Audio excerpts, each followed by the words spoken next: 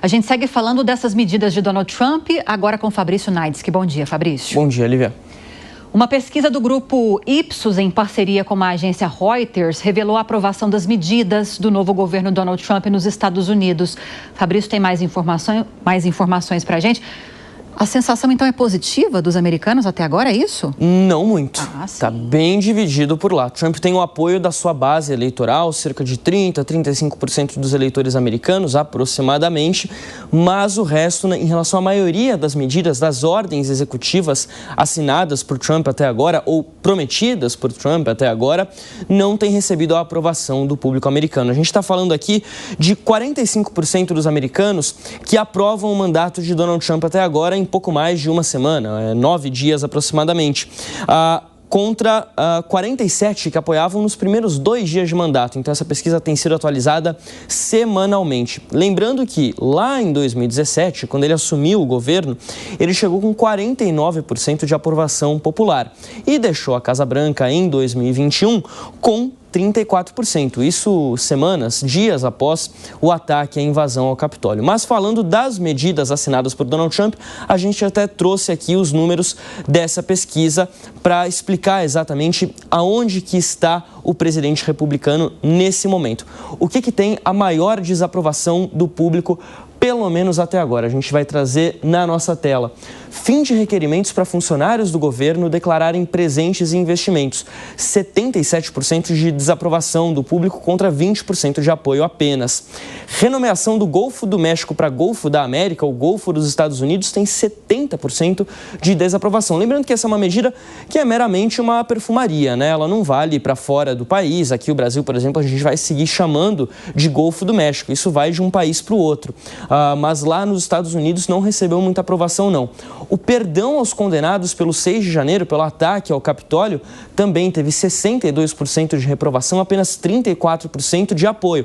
Isso aqui é o núcleo duro dos eleitores de Donald Trump. Então a gente está vendo esse padrão de repetição aqui. Novas tarifas em produtos importados do Canadá tem 60% de reprovação.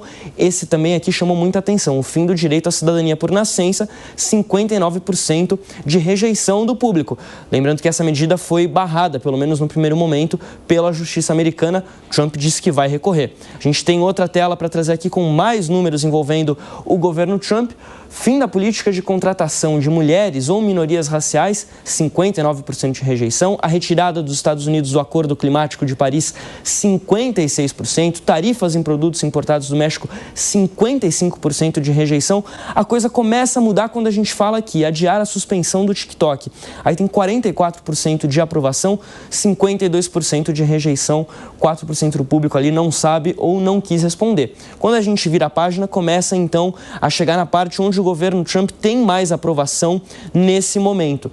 É o seguinte, começa aqui com, na verdade é um ponto só, né, que tem a maioria da aprovação do público, 61% reduzir o tamanho do governo federal.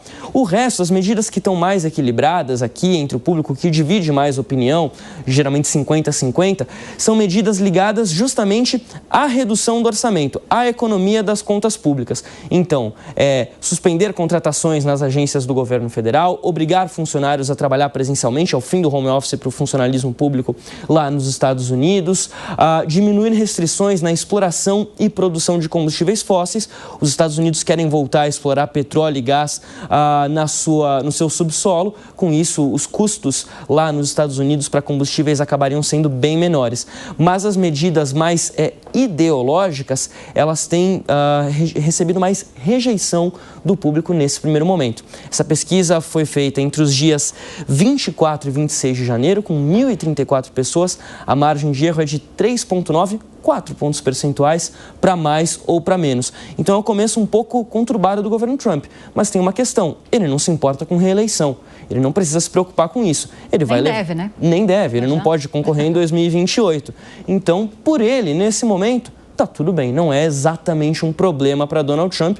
Talvez seja um problema para J.D. Vance, se esse já estiver pensando nas eleições daqui a 4 anos. Assim, e mostra que muita gente votou em Donald Trump simplesmente porque não queria a continuidade do governo Joe Biden, embora a candidata fosse Kamala Harris.